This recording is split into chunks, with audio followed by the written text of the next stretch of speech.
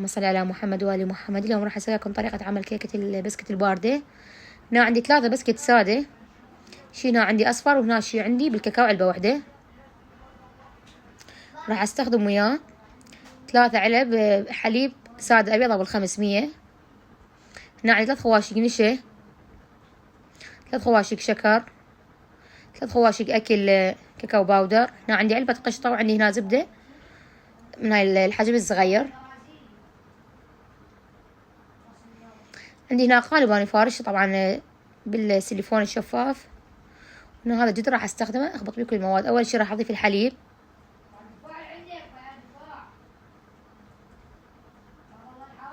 راح اخلي عليه شكر. طبعا الحلاوه ما تقدرون تتحكمون بيه، تحبوها يعني حلو زايده وسط بكيفكم. راح اخلي عليه الكاكاو الباودر، وراح اخلي عليه النشا.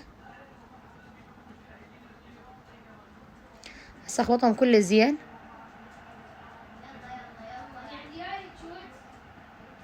هسه راح اخليهم على النار وابدي احرك بيهم لحد ما ذوب عندي كل المواد.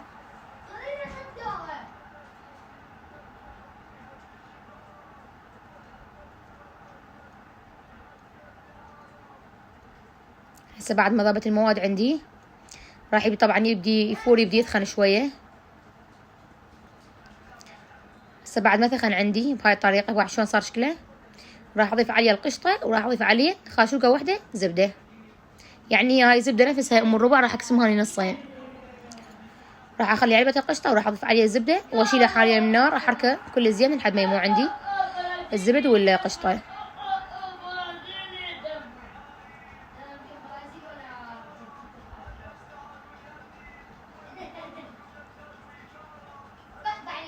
هسه هذا طبعا صار شكله بعد ما ذابت عندي، وكنت ثاني حاليا طبعا طفيت عليها النار.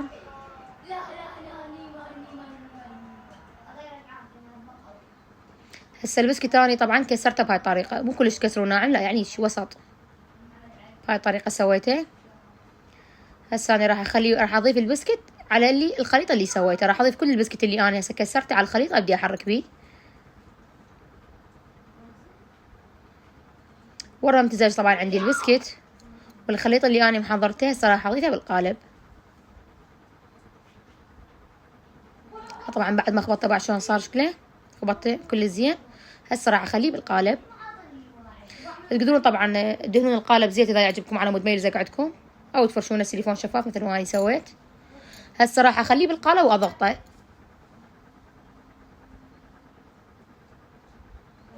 هسه بديت اضغط بيه حتى تطلع عندي كل الفراغات الموجوده.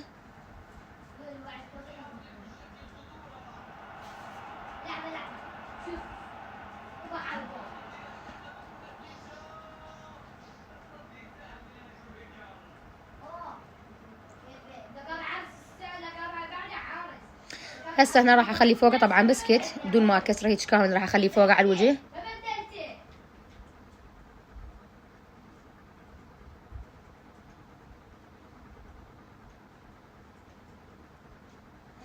هذا صار شكله طبعا نهائي. هسه راح اخلي عليه طبقه مال سيليفون ثانيه. الاطراف طبعا الزايده عندي هسه راح اخليها عليه، وراح ارجع اضغطه كل زين حتى يطلع عندي كل الفراغات، ويطلع عندي قالب شكله كلش حلو ومرتب. هسه طبعا راح ادخله الثلاجه لمده ساعه كامله او لمده ساعتين، يعني ما تخلوه بالثلاجه احسن على مود يتماسك عندكم الخليط. هسه بالحاله انا شو راح اسوي؟ عندي هنا خاشوقه مال اكل زبده، وعندي هنا كاكاو طبعا اي نوع تحبوه. انا عندي هاي النوعيه راح استخدمها. وعندي هنا علبه قشطه، وبقى عندي بسكت انا طبعا طحنته كلش ناعم هيك سويته بهالطريقه هاي، راح استخدمه للتزيين. هسه اول شي راح اخلي الزبده، وراح اخلي الكاكاو، وراح اخلي عليه القشطه.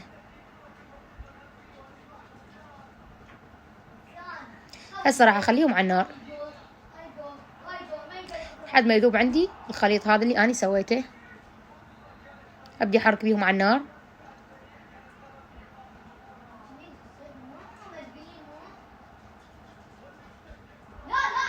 طبعا الخليط بعد ما كمل عندي طبعا ما يحتاج، لا خليت له اني لا خليت له زيت ولا خليت له ماي ولا اي شيء، لانه اني مخليه زبده يعني.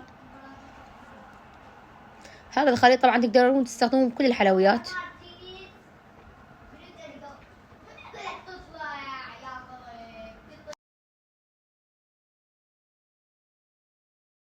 بعد ما ذاب عندي كل زين هسه راح اطلع الكيكه مالتي من الثلاجه. راح اشيل عنها السيليفون واقلبها باي صينيه عندكم.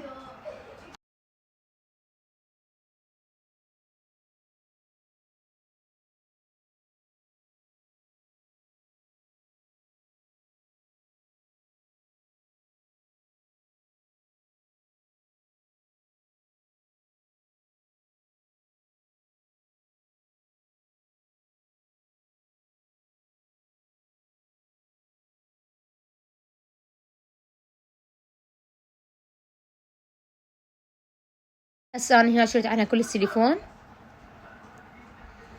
وراح اخلي الخليط اللي انا حضرته فوقه، الخليط مال الكاكاو.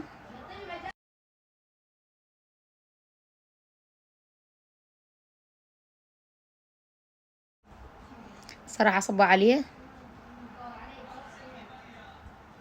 طبعا انطاه طعم وشكل بنفس الوقت كلش حلو.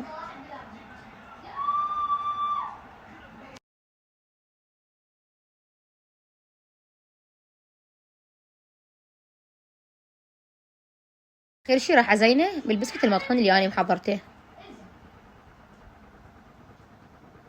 طبعا نفيدكم مال خضار عصرية، طعمها كلش طيب بنفس الوقت ما تعب، يعني ما تاخذ من عندك وقت ولا تحتاج فرن.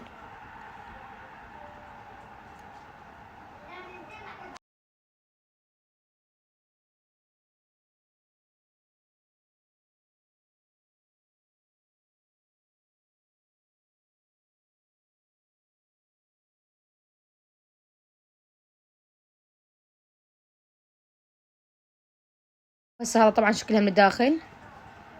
بعد شلون بعد ما تقطعون البسكت راح يطلع شكلها كلش حلو، طعمها كلش طيب. اتمنى تجربوها، ولا تنسون الاشتراك بالقناة والاعجاب الفيديو، وعليكم بألف عافية.